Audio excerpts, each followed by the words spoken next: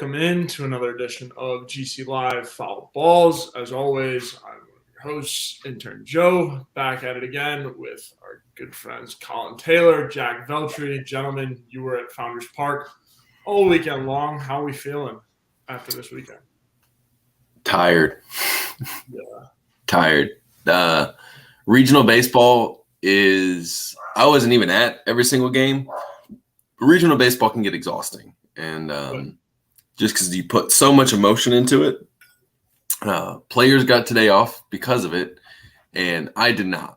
So we are grinding away, prepping statistics, going on the radio doing this, and paying attention to Wrigley, who's barking at my neighbors next door, and nonstop grind.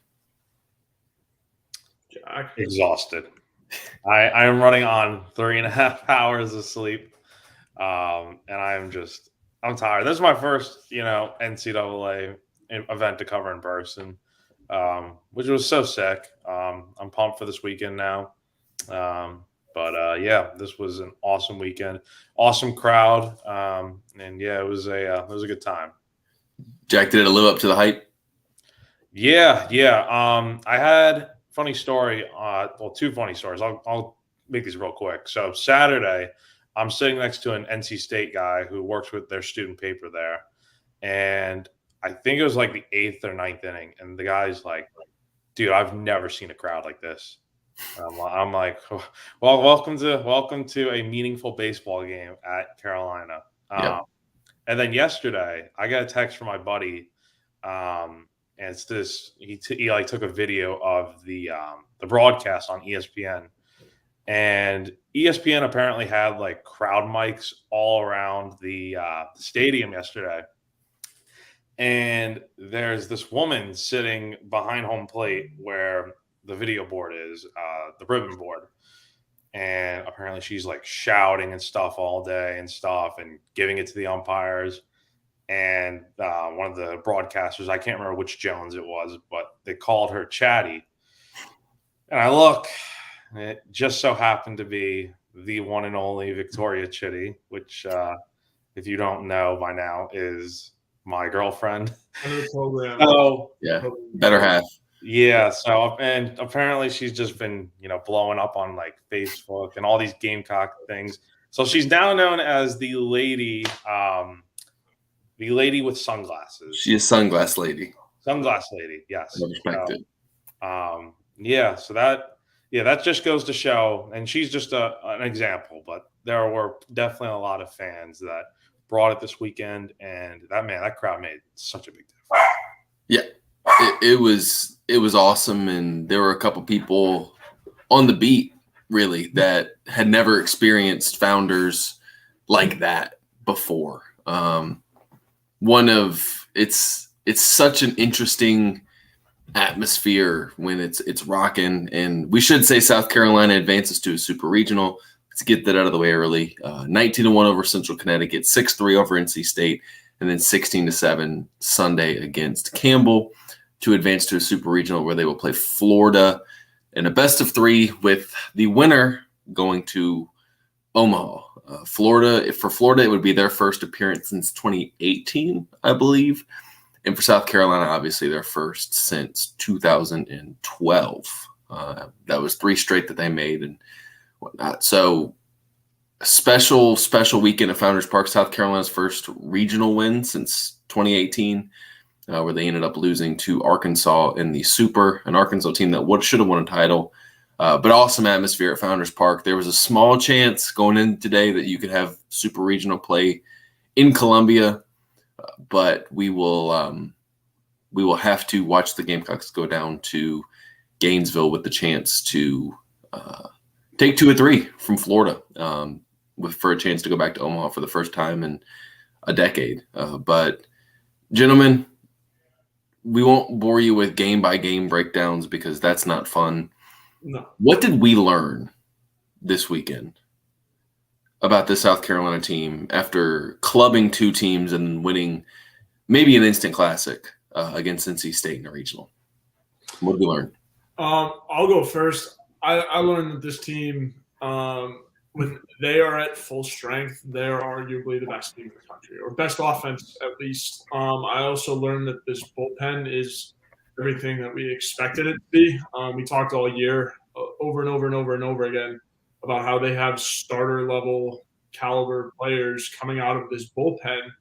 And this weekend was furthermore proof of that. Will Sanders had a great weekend. He really stood out to me. And there's so many bats in this lineup, gentlemen, that just absolutely raked this weekend. So it was exciting stuff to see. And then obviously the atmosphere at Founders Park was, like you guys said, a very, very big difference.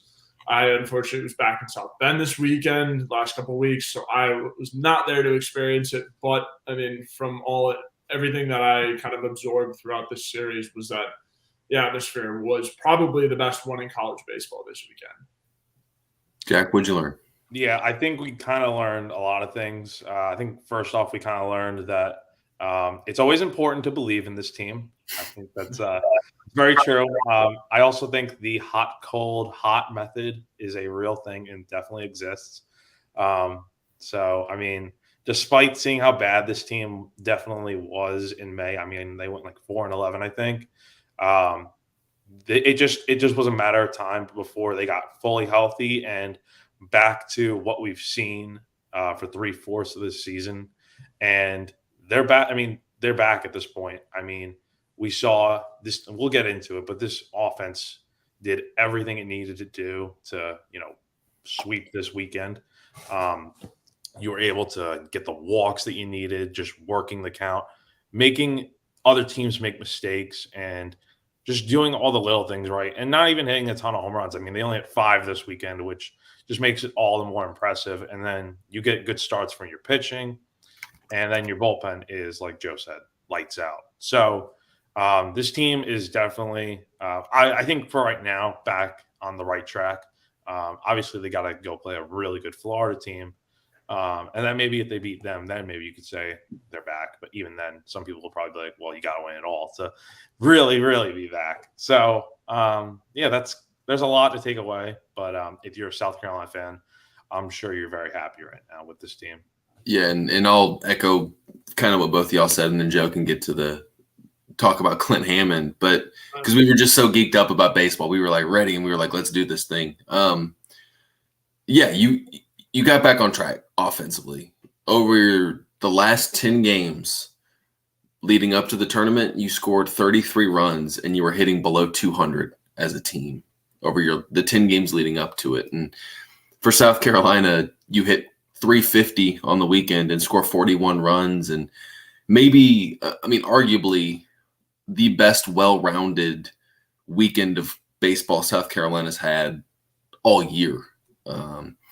When you talk about hitting, I'm looking at the numbers. When you talk about hitting, 357 as a team, getting on base in over half of your plate appearances, hitting 5 home runs, striking out 31 times, but walking 30 times, getting hit 6 times.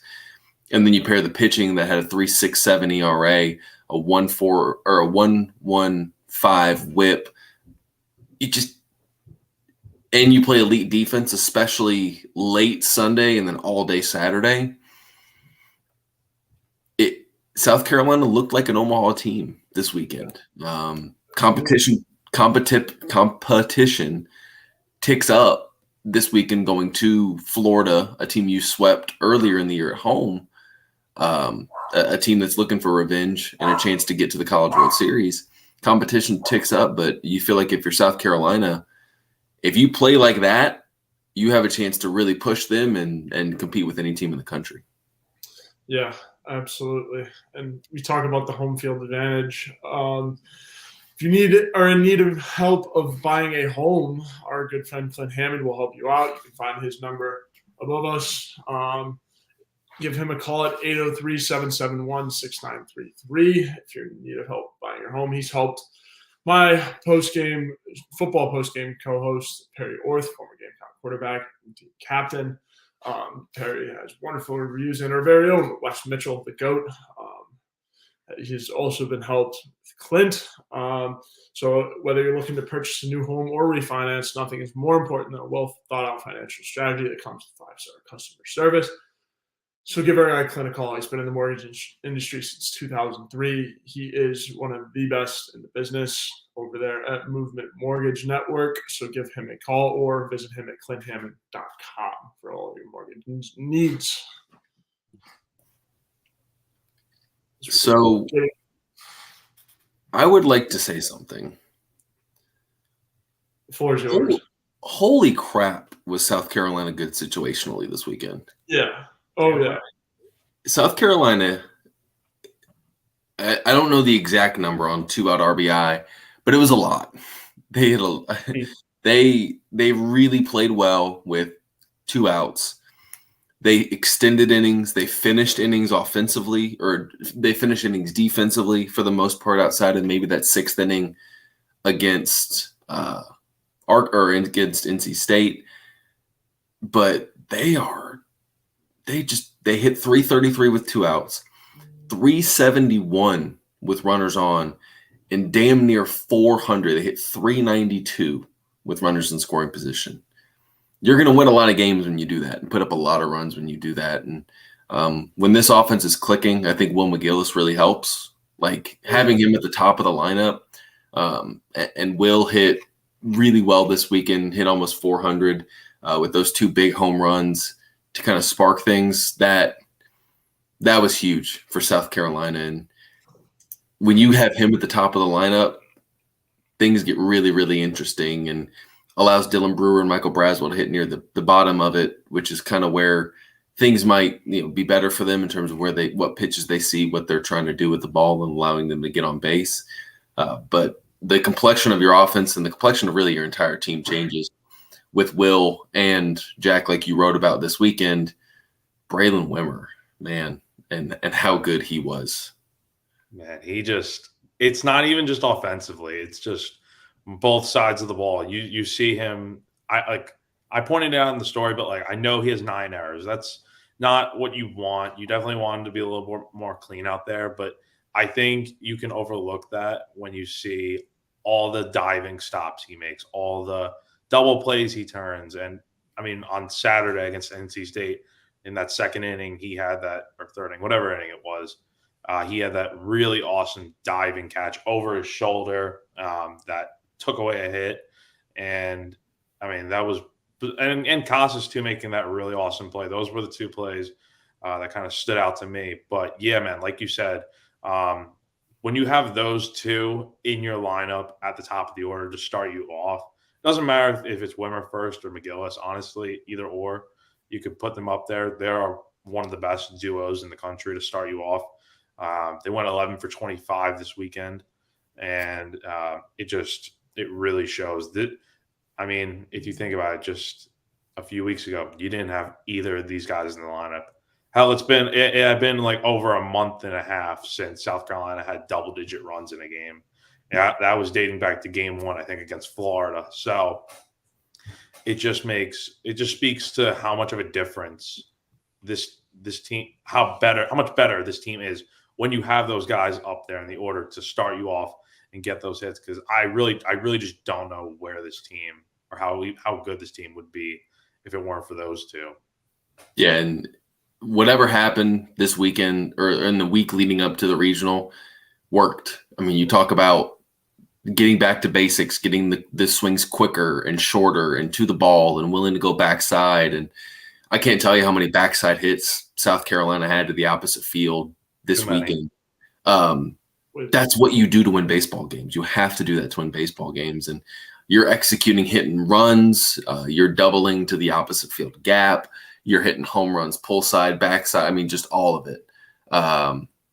It's really, it was as impressive an offensive weekend as I've seen from South Carolina, top to bottom. And they didn't do it against, I mean, it wasn't Paul Skeens out there. It wasn't what you'll face this weekend at Florida with Waldrop, Sproat, and Caglione. But it was daggum good. And it's what you need. It was cathartic. It was really just, you got all the frustration out over the last month. You celebrate a regional title, and now you have one of the betting favorites to not only get to Omaha but win the thing in Florida, going down to their place. A team, again, that you swept, and we'll talk about here in a minute, but just a really, really, really impressive offensive showing. And then you pair that with great outings from Will Sanders out of the bullpen, James Hicks, man. I mean, I know it was Central Connecticut State, but James Hicks, man, really good. Jack Mahoney was great this weekend outside of, 4 batters, really? Not one inning, but other than that, he's been electric. And, I mean, he was great. And those two guys combined for 11 innings, gave up 8 hits, 3 runs, struck out 12, and walked no one. That'll get it done more often than not. And Becker was really the only starter to struggle. Gave up that 2-run homer, then the 3-run homer. About it, but struck out 4, walked 1, and then your bullpen was great all weekend. Really settled the game down because that's a really good Campbell offense. Settled the game down Sunday. Eli Jones pitched out of jam after jam after jam in his innings, and then Chris Veach comes in and slams the door. So that was the version of South Carolina that South Carolina's been expecting all year, and they got it, and you saw the results. Yeah, absolutely. And I think this weekend was big for your superstars, but also too guys like James Hicks, the guys kind of coming not necessarily out of the woodwork, but the guys that had the potential to get hot and be a key part of this team going down the stretch. I think it was huge, especially for Hicks. And then you have the guys that were part of the best start in program history coming back in the lineup, like a Will McGillis, and you've got Wimmer hitting well again. So I think that's huge. And then what Sanders did coming out of the bullpen was, number one, great for the team, but I think also huge for his confidence. He looked like he was having a ball out there coming out of the bullpen. Like, it's kind of like he needed it for his confidence or something. But, I mean, situationally, Will Sanders looked like he had the most fun out of anybody this weekend, and especially getting the 3-inning save in the blowout game. But he was just as fired up for the first out of his appearance than he was for his last. Unbelievable work from Sanders this weekend, and big. We will get to your question towards the end of the show in our Q&A section. So we appreciate you tuning in tonight. And Robbie says, good review, guys. Lee Croy should have been regional MVP. Several key and clutch hits. Defense much better too. Casas big play. Double play versus NC State, and Wimmer presence of mind to make the tag. State was pressing at the time. Probably play of the weekend. Robbie, that's a good point, man. So we're just going to get into it. Guys, what were some of your, I guess, MVPs from this weekend? I voted Gavin regional MVP.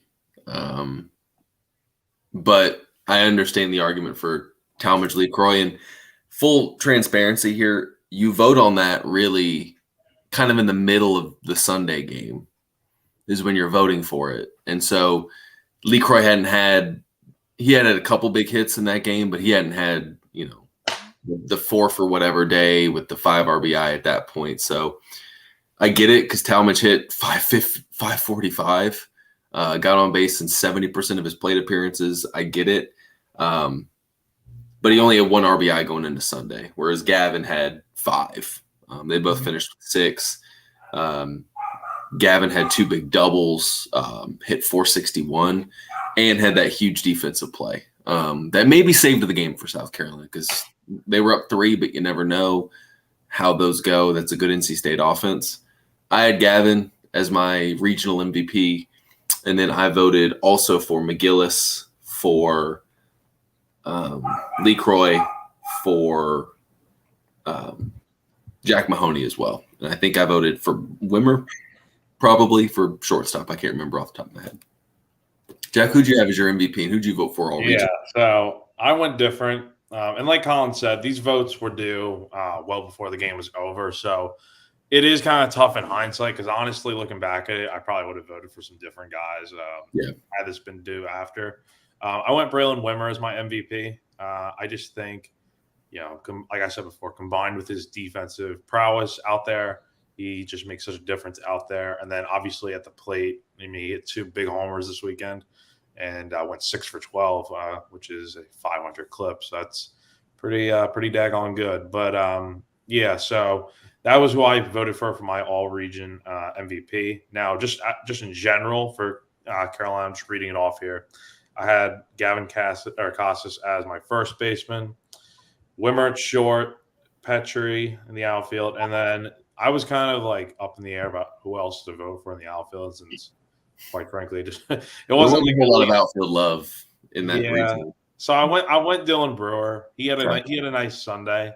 And looking back on it, I really wish I voted for Cole Messina because he had a nice Sunday too. So it's like, what do you do? And then I vote for Hicks. But so I mean, honestly, I mean, there were I think 6 guys that got all tournament team rightfully so. Yeah. So that just goes to show what happens when everyone's on and clicking, and it really just makes you think, what if this team was fully healthy for that month of May, man? Like, could this? I mean, I don't think they would have gone 56-0 or anything, but I really just think they would have probably been top of the SEC, and honestly, they'd be right up there with like Wake Forest for the #1 overall seed.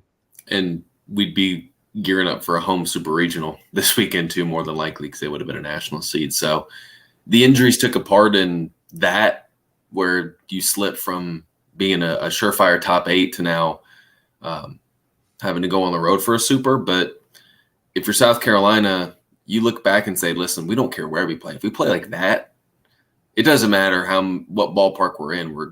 We have a chance to win that given day. And that's what I think you hold on to. Like, okay, cool. Who cares? Like, at this point, we're in it. We're in the tournament. We don't care where we are. We don't care who we're playing. We're just going out there and playing. And this is a Florida team that can be vulnerable.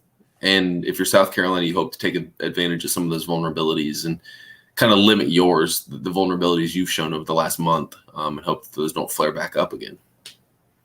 Yeah, no, 100%. I remember asking Mark Kingston yesterday, just like, you hit it on the nail, Collyn, just where it doesn't matter. Like, I asked him, if South Carolina were to hypothetically host a super regional, and it would have taken Texas Tech to win today, but obviously they didn't.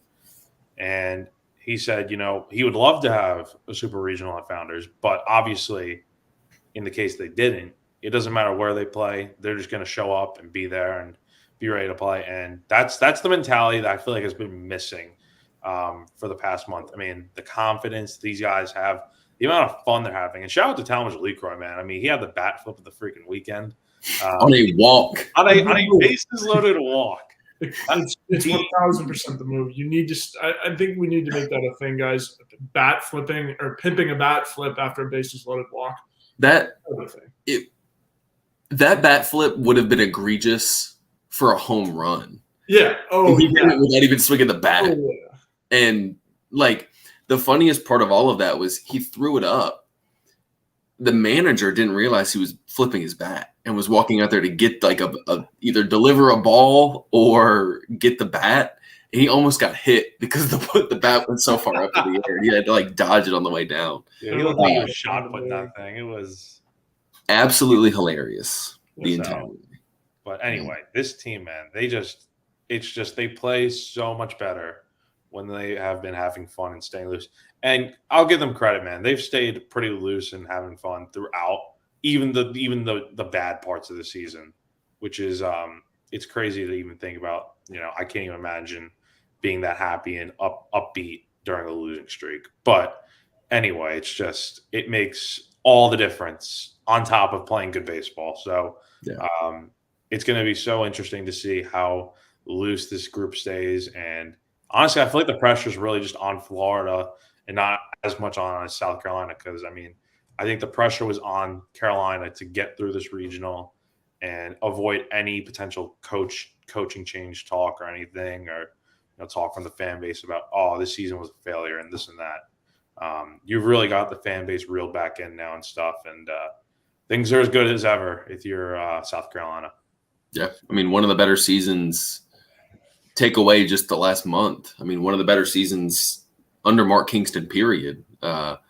You were ranked as high as number 3 in the country by D1 baseball. You were number 1 in the RPI for a stretch, and then obviously injuries hit, but you host a regional and you're playing for a super with 2 more games to go until Omaha. You win 2 more games next weekend and you're playing in the College World Series for the first time in a decade. And I think if you told South Carolina fans that in March, they would have taken that in a heartbeat.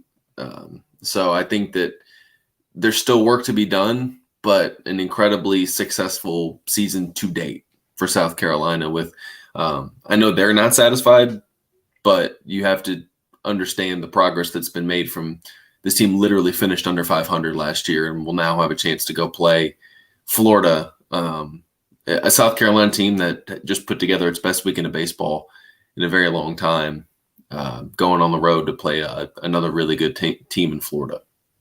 Yeah, I'm not sure what they're serving in 650 Lincoln, but this home cooking is ridiculous. They all of a sudden got home and put a 41 spot up in 3 games. Like I gotta get on that meal plan. Yeah, the diet. Yeah, we gotta talk to Michaela to hooking that up. Get me on the Gamecock baseball meal plan, because it's not the same team that we've seen in the last couple of weeks, like at all. They somehow were able to hit a switch and just dominate like they did.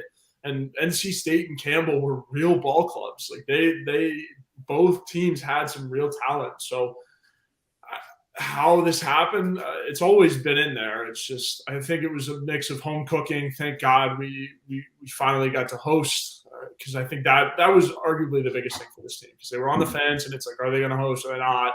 But I think that little bit of home cooking made all the difference. Yeah.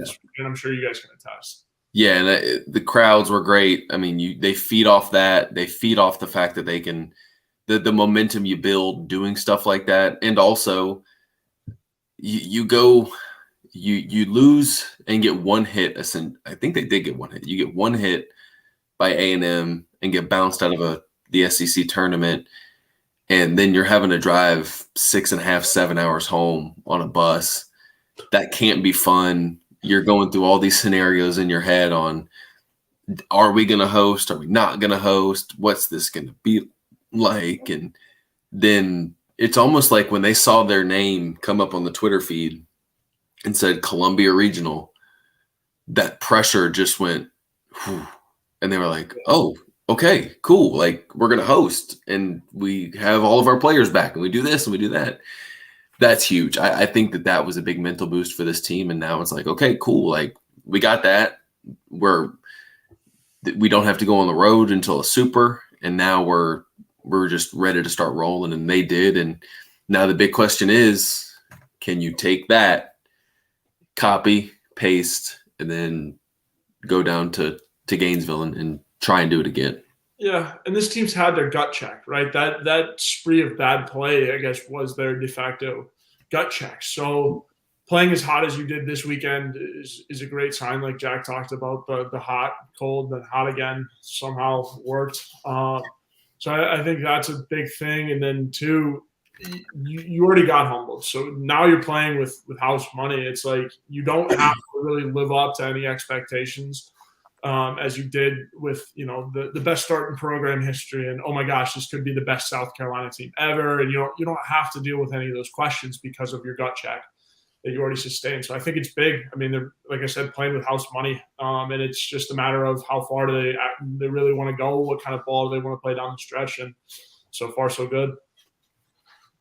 Yeah, and now you're playing again, I'll reiterate, an incredibly talented Florida team that has lost 7 times at home all year. And I'm scrolling through their schedule, and they have lost a grand total of, I believe, 1 SEC game at home this year. They lost 2. Sorry, they went 13-2 at home this year. Went 2-1 against Alabama at home. Oh no, sorry, 12-3. They won every series. But they went 2-1 against Alabama, 2-1 against Auburn, 2-1 against Georgia, swept Missouri, swept Vanderbilt at home. It's a really good team at home. It's a really good team, period. but they're even better at home.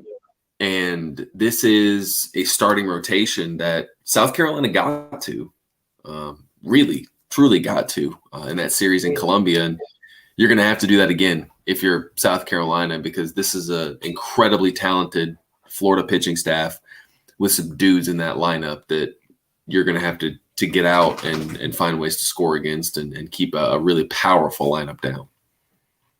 Yeah, absolutely. I mean, Florida's stacked. They're not the number 2 ranked seed in the country for some fluke.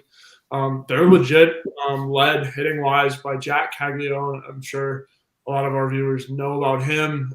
He's up there in the D1 lead in home runs. I believe he's not winning, correct? Or is he? Ooh, I think there's a guy with like a few more. Yeah. There was a guy from Charlotte that he had like 30. Yeah. But I think Tags I think he's got the lead back now, does he not? But he has the record for BB core home runs. Yeah. The stats hadn't updated on the NCAA website, so I apologize for not running through all of the recent leaders. But Jack Caglione, nonetheless, is a problem. We talked about him when we previewed Florida the last time. He's really, really, really, really good at the baseball thing. Yeah, so both sides of the baseball thing. He's showing. Yeah, he can do it both. Will do it both, most likely in this region or this super too. But he's slashing 337, 401 OBP, and then 1.18 on base plus slugging, and then 31 home runs, 84 RBIs with 48 Ks. 48 Ks is something to watch. He does if he's not, swinging for the fences, he's striking out. So it's something for South Carolina's pitching staff to watch, look over again. I also brought in Josh Rivera, an infielder, hitting 357, 462 OBP, and 1.86 on base plus slugging. And then there's also Wyatt Langford, the outfielder. Also gave South Carolina some problems when he was here. He's hitting 387 with 511 on base percentage, and then a 1.310 on base plus slugging with 18 home runs, 48 RBIs, 79 hits, 24 doubles, and 50 walks.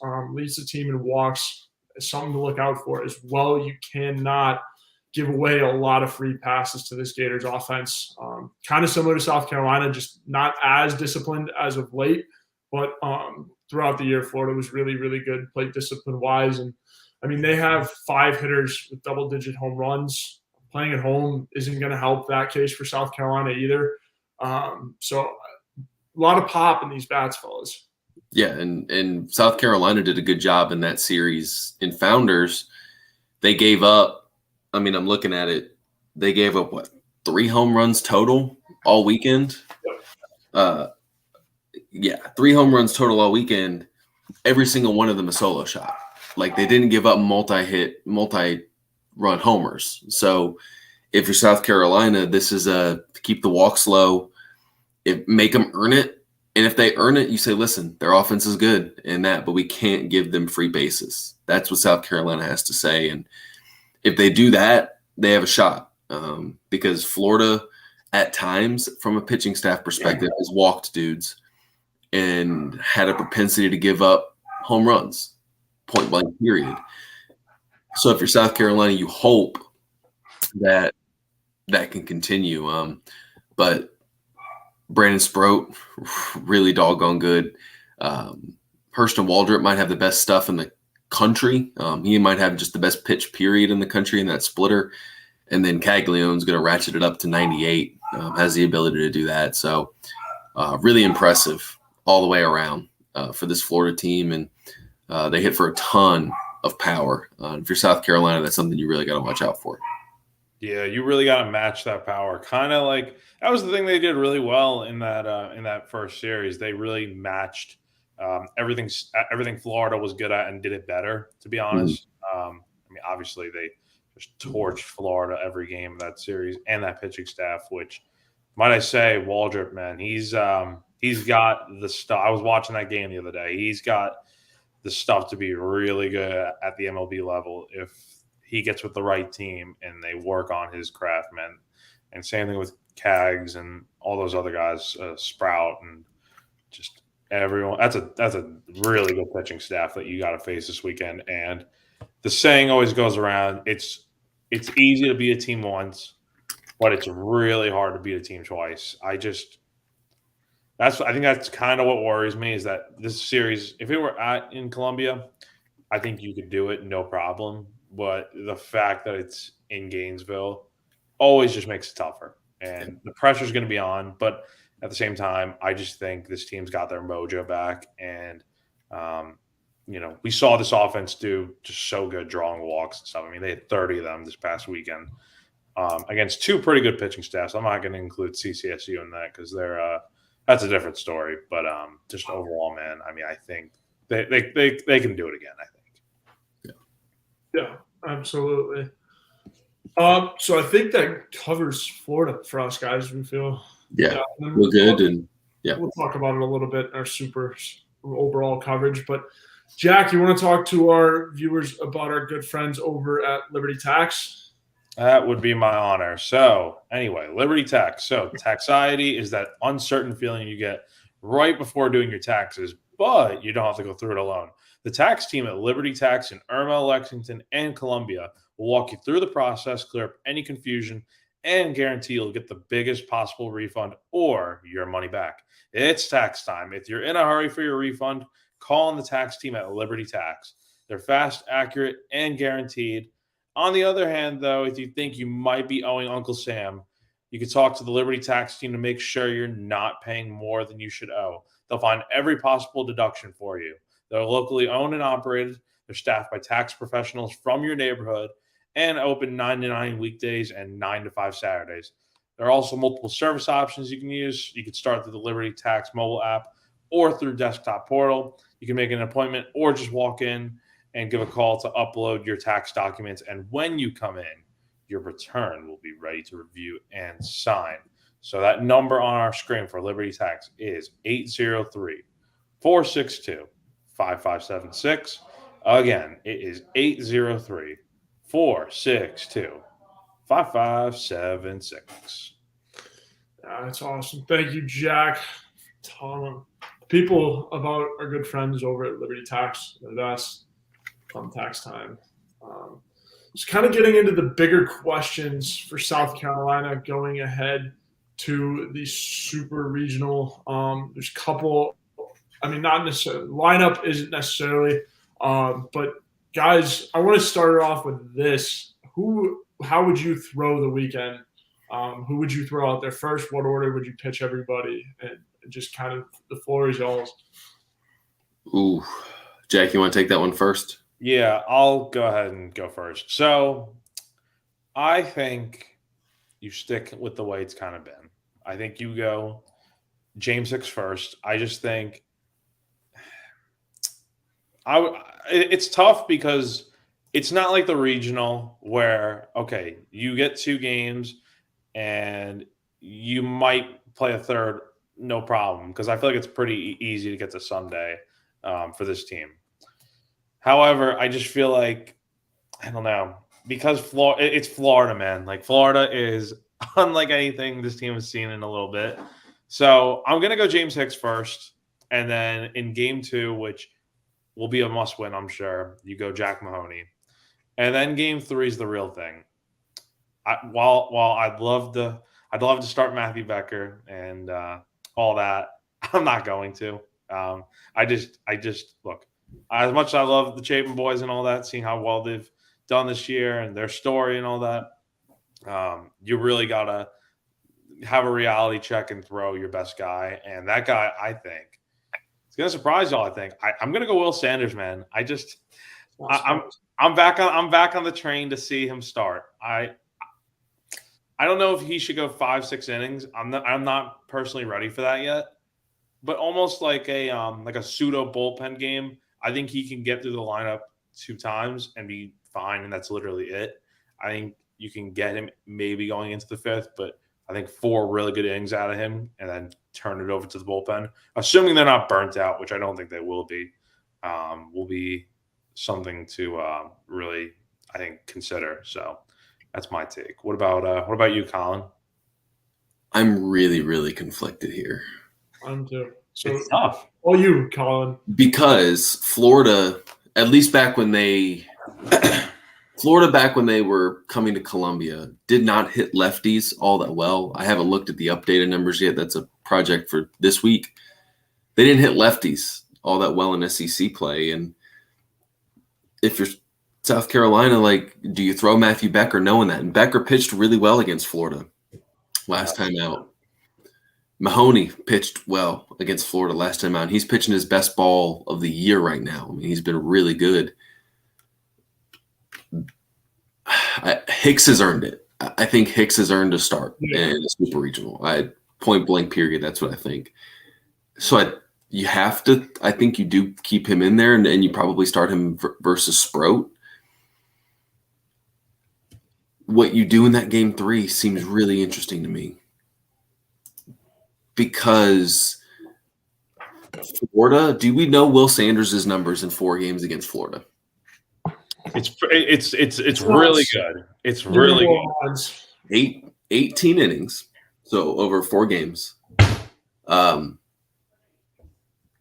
hits, 4 earned runs, 9 walks, 29 strikeouts. He has allowed 2 home runs total. That all adds up to a 2 ERA, a 1 WHIP, and a 148 batting average against. He turns it on. There's no question about it. Over his last 2 starts, he's allowed 2 earned runs over 13 innings with 7 hits, 6 walks, and 20 strikeouts.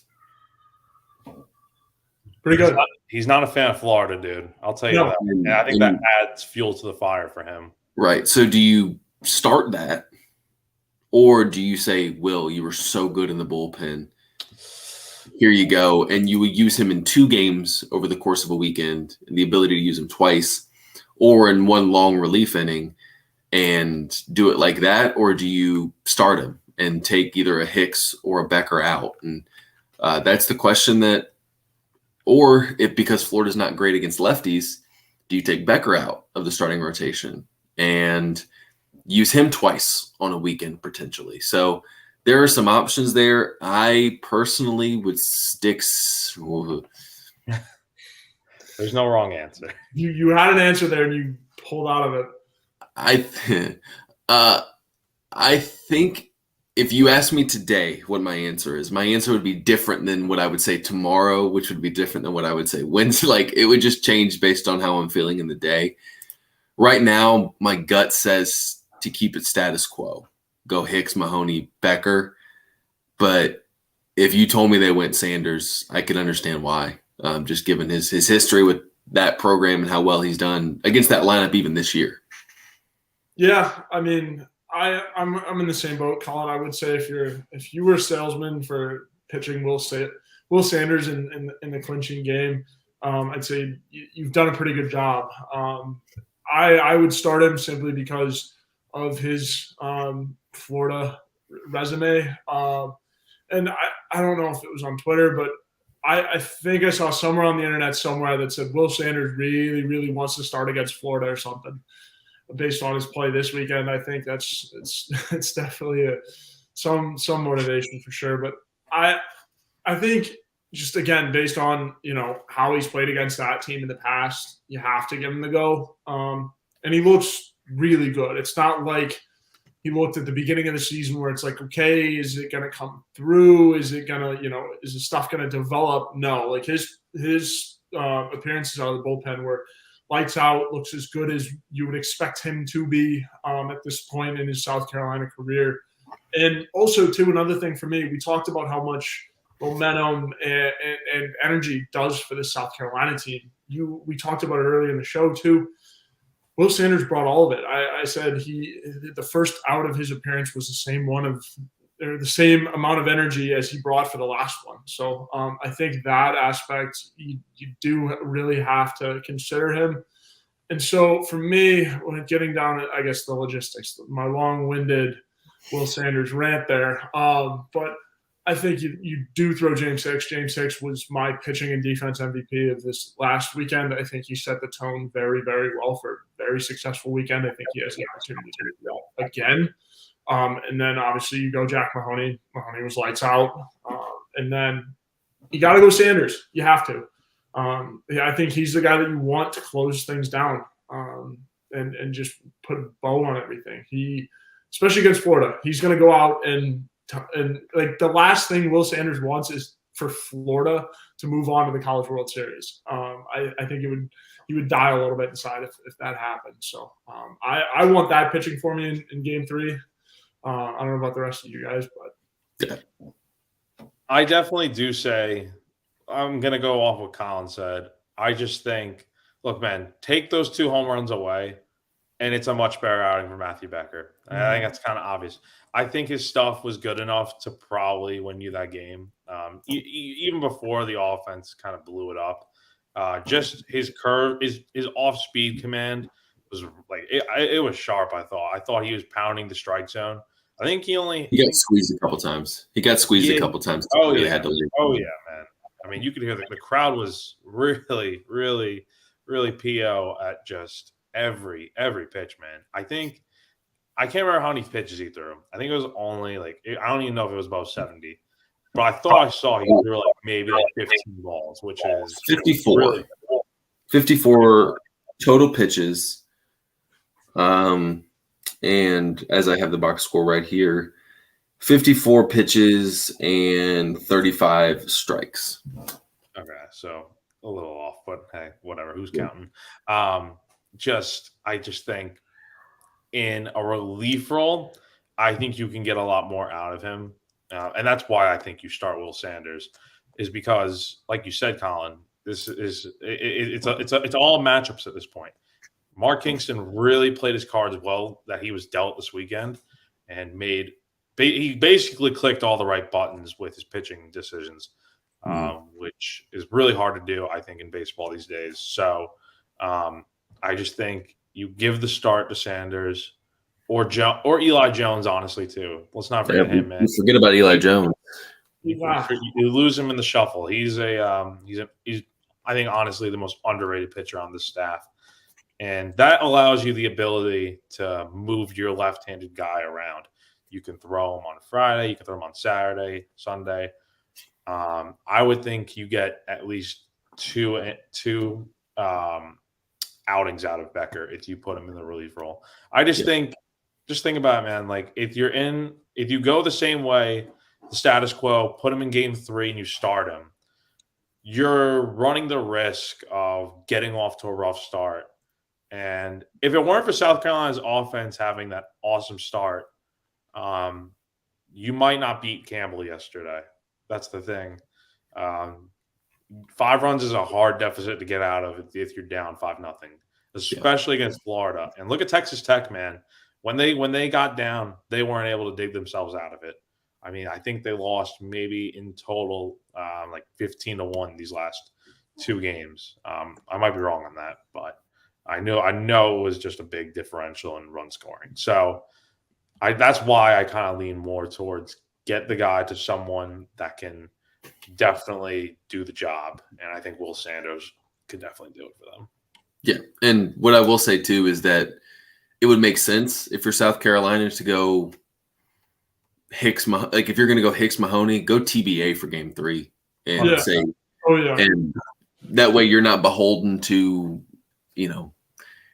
one thing or another. You say, okay, whoever we need to win this baseball game, if we can get there, we're going to do it. And I think that's, if I was making the decisions, I would be Hicks, or heck, go Mahoney. If it's a Saturday, Sunday, Monday super, that's Mahoney on normal rest.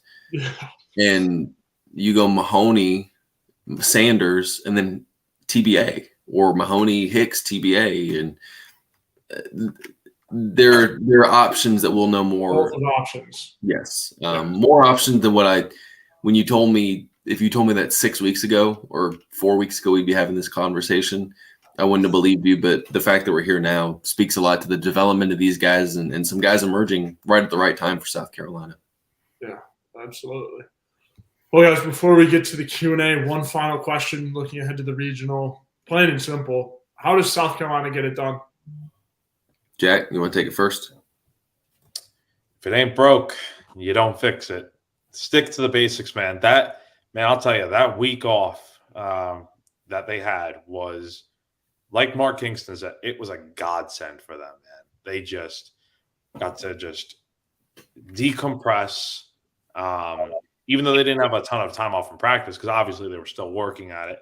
But they just had the time to reflect and be like, hey, I know this month hasn't gone good in May, but we've got everything we want out in front of us. We are hosting a regional, despite all the struggles that this team had. And now they've got a chance to go play for something bigger. So I just think all the stars are aligning for this team to be able to make that run. Everything they want is still out in front of them, like I said. And I just think this team, they're having as much fun as I've seen them have any season I've covered South Carolina baseball. It's a whirlwind of a difference from last year, man. That was not fun last year. Every game we were at this weekend, Collyn and I, man, like I have not smiled or laughed more at any game I've been at, man. Yeah. Just watching this team is just a lot of fun. And you think, I don't know, man. Even though they're going to Florida, you'd love to have it at home, but I just think anytime, anywhere, this team will show up and they'll compete. Yeah. Throw strikes. Don't walk guys. And don't let the multi-home runs beat you.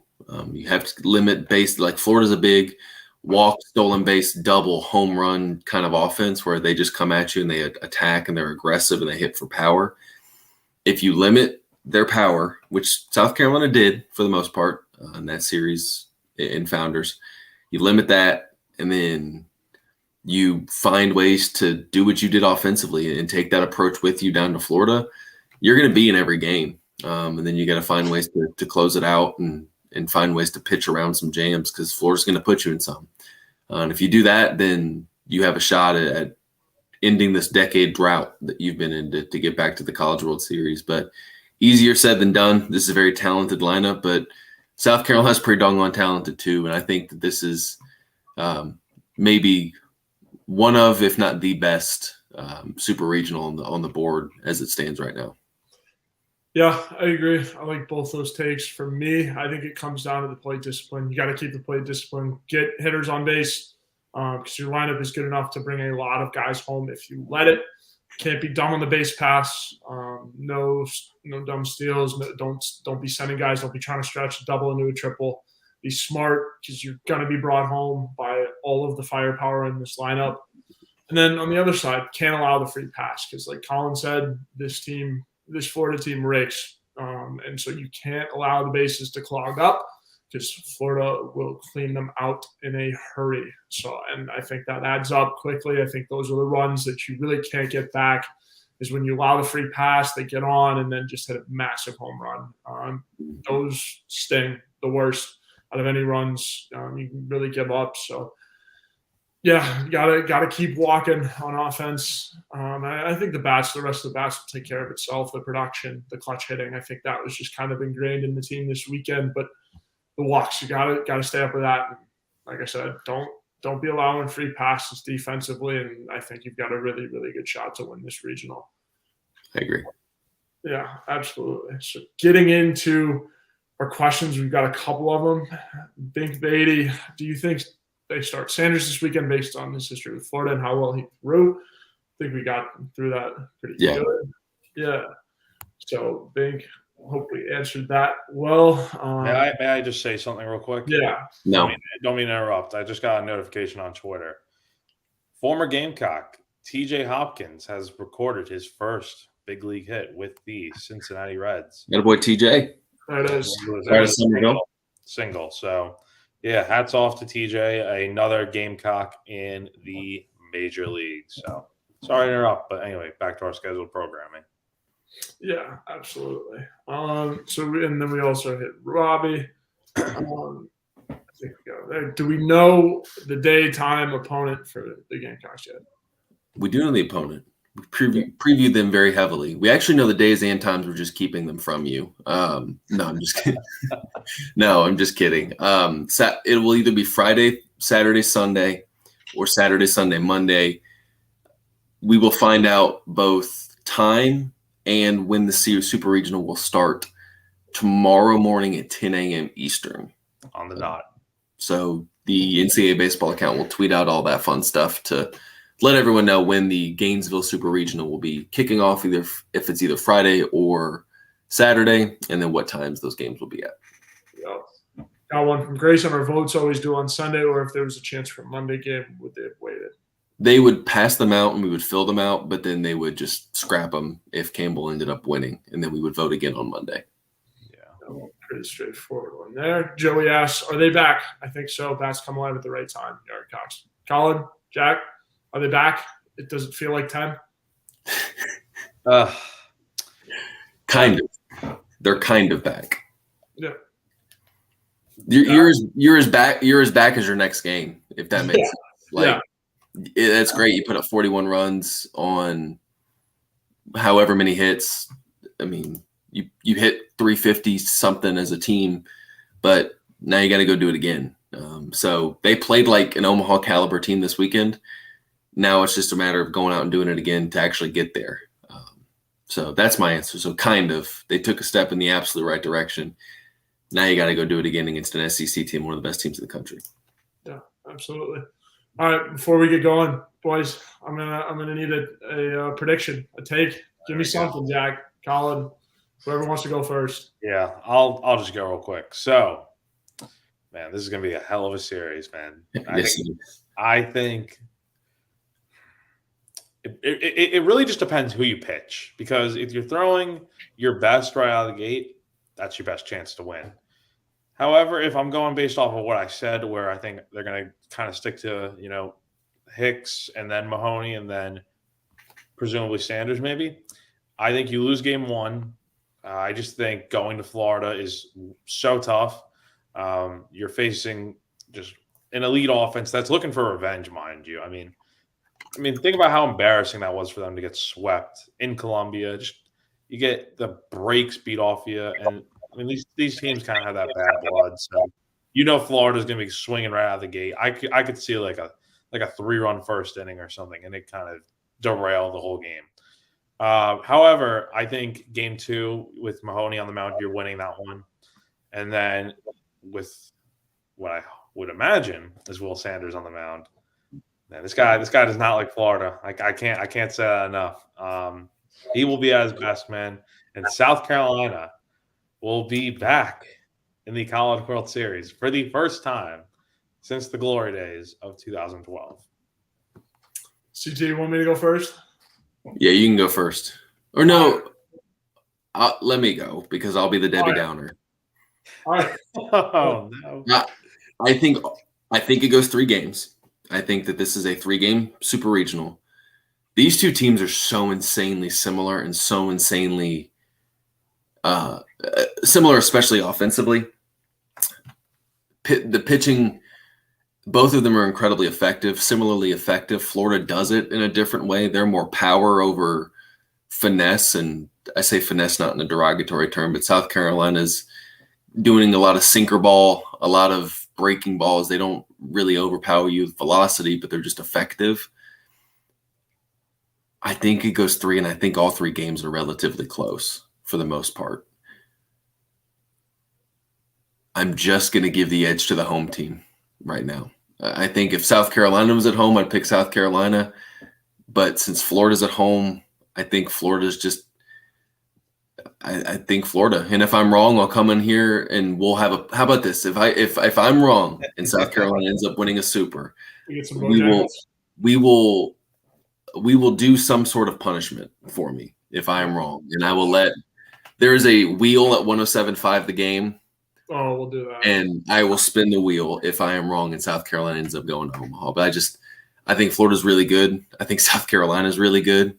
And it's just going to be a matter of the home. I just don't know if South Carolina right now can go on the road and do it. We saw them do it at home, but we haven't seen them do it on the road yet. And if they do, then they got a real good shot to win it. But I'm going with the home team right now. Yeah, it's as much as I hate to say it, I like that take, Collyn. There's a lot of different ways I could see this going. Yeah, I could see you throwing Will Sanders out there for both games and South Carolina winning in 2 shutouts. But that probably will not happen. I agree. I think the home team is favored a little bit. What scares me about this one is the fact that South Carolina swept Florida in a very, very ugly fashion earlier in this year. And Florida's had that circled for, I'm sure, since it's happened. And South Carolina fans, as we can remember, especially on the broadcast, are not the quietest group of people when it comes to talking to opposing teams. So I'm sure they have a very fond or not so fond memory of Founders Park. And I know Florida is going to be gunning for that. I also agree with the away. South Carolina does not do well away from Founders Park, and I think that's the advantage to the Gators. Collyn, I also think it goes 3. I think both teams win one game in a blowout. I think game 3 goes down the wire and somebody makes a mistake that's going to cost them a trip to Omaha. So that's just the way I see it. But we will see this upcoming weekend. And I will say too, this is from College Baseball Nation, which does a lot of advanced analytics. Right now, this was during the LSU game today. LSU had a 94% chance to win a regional, a 70% chance to win a super. They're the team most likely to make Omaha right now. Wake Forest is the next most likely team to make Omaha. Florida is the 3rd at 59%, but South Carolina is the 6th most likeliest team to make Omaha of the ones still left at 41%. And they are the only team that's going on the road this weekend to be that high. They're the highest road team percentage-wise, and Alabama's next at 34%. So this is a South Carolina team that the analytics, statistically speaking, do like. And the fact that it's a 60-40 split means Florida does have the edge, essentially based on home field advantage and them playing well later. But most of the analytics are saying this is a very, very close series, and it's shaping up to be a really fun one. Yeah, absolutely. Jack, you got anything else? It's gonna be a hell of a time, man. Let's get ready for what should be another fun weekend of college baseball. Absolutely. And then as always, join Mike, you and I for the post-game show following every game this weekend. Should be a lot of fun. We had a lot of people tune in this past weekend. It was a good time. Had some good guests. South Carolina keeps winning. I can confirm the guests are going to get better and better and better. I know that for a fact. Got some good ones lined up if they do wind up winning. So stay tuned for those. And then we do a talk Tuesday nights, our football show tomorrow night, but it's a baseball show. So. Yep. CT, anything else? I think I'm good. I'm ready to watch this series and just enjoy a little bit of college baseball. Are you going down to Gainesville? Jack will be in Gainesville this weekend, taking point on that. And if there's a chance I get down there for later in the Super, so we'll see how it goes. Oh, yeah. Should be fun. I'd love for you to join me, man. Yeah, it'd be nice to get down there for a game 3.